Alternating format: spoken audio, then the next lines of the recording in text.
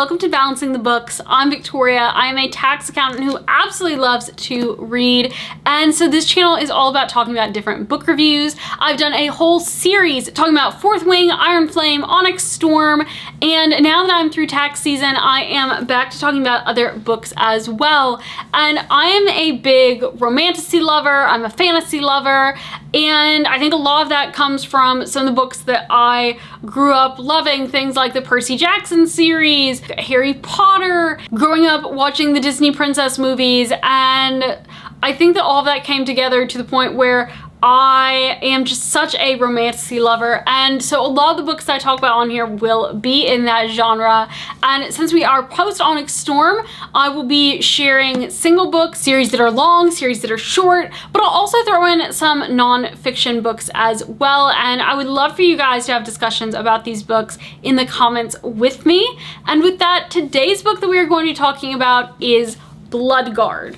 Now, back last November, my husband and I flew up to Boston, and while I was in Boston in this wonderful little bookshop, I saw this book, and there were a group of girls, and one said, "Oh, you know, I know that you loved Iron Flame and Fourth Wing. You've just got to try reading this book," trying to convince her friend to read this book. She's like, "I know that you loved ACOTAR. This one's amazing. You've got to read this. You've got to read this. You've got to read this." So I added it on to my list of books, and then I got it for Christmas, and I was so excited to read it.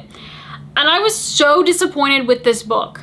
So this book has two main characters, Leith and Maeve, and Leith is a gladiator fighting for his life in the arena. If he wins 4 of these arena battles, he becomes a Bloodguard, which means that he gets his freedom.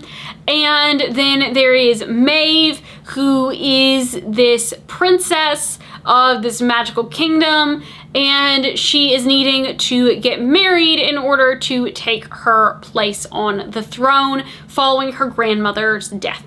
And of course, she is supposed to be betrothed to another. She falls in love with Leith, and it's about how they go about saving his life, getting her on the throne, surviving everything that's happening.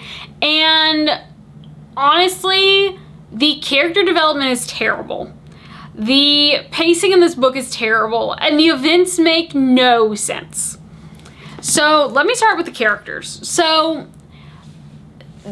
the characters, neither of them are particularly likable in the beginning, and then all of a sudden, out of nowhere, with no real context, with no slow burn, no build-up, they are just all of a sudden in love with each other. Never really explains why they're in love with each other, other than just they're the leads of the book. Never really explains what it is they love by each other. They don't really know each other. It's not a particularly believable romance, other than we're told that she's very beautiful and he's very handsome. And then, like, you go to the pacing of this book, and this book will just be like super slow, and then all of a sudden out of nowhere, a whole bunch of things will happen. And there was like no real lead up to this. There was no, it's not even like a true twist, because it's so poorly written that it's like, oh, I forgot that I was writing a book. Let me throw in this action sequence that really doesn't make any sense. How any of this happened, where any of this happened, why it's all of a sudden happening now. And so like you look at the actual story, the events are just weird. The events don't make a lot of sense. None of it seems particularly realistic. There are a lot of backstories with characters that like you get snippets of, but the snippets that you get don't really make sense and don't really explain a lot of the issues. I don't think that I've read a book in the past year that I was as disappointed in as this book, because I was expecting this epic battle romance. I was expecting a gladiator type of book. I was expecting something that would make me feel like I was reading Gladiator. Not Gladiator 2, which was terrible, the movie, but the original Gladiator movie. I was expecting something like that, but with more romance thrown in, or with a romance that felt more forbidden but also made sense, and didn't get that, because like the Gladiator stuff wasn't as good. There were all these side characters that kept getting thrown in for no real reason. They were never really developed. The way that the book wrapped up, it wrapped up so quickly, but there were so many parts of the book that like they just never explained, never told you what happened. Again, people would just come in and then they just kind of disappear. The conflicts that were supposedly set up to bring the characters to where they were when we meet them, they didn't make a lot of sense. A lot of the characters' motivations didn't make a lot of sense. The book tried to have people be villains, but then unmake them villains, and then make new villains. And the villains that were villains the whole time weren't even very good villains. Like, all of it was just like, I don't care. I don't care, I don't care, I don't care.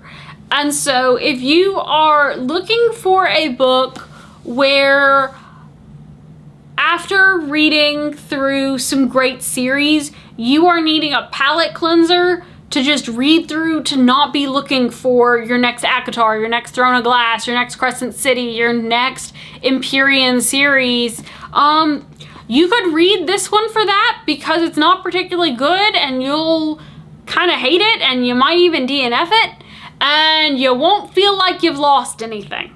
You won't feel like you've gained anything either. And so this book is not going to be an emotional roller coaster. It's not going to hit you too hard. And it's definitely a book that I do not recommend. So that is it for this. I'm curious if any of you guys have read this book, what you thought of it down below. Do you agree with me? Do you disagree with me? This is not a particularly in-depth video because honestly, it was such a poorly written book. I couldn't go in depth with it. If there are books you'd like for me to read and talk about on this channel, please leave them down below because I'm always open to reading suggestions. So with that, I will leave you there and I hope you guys have a great rest of your day and happy reading. Bye!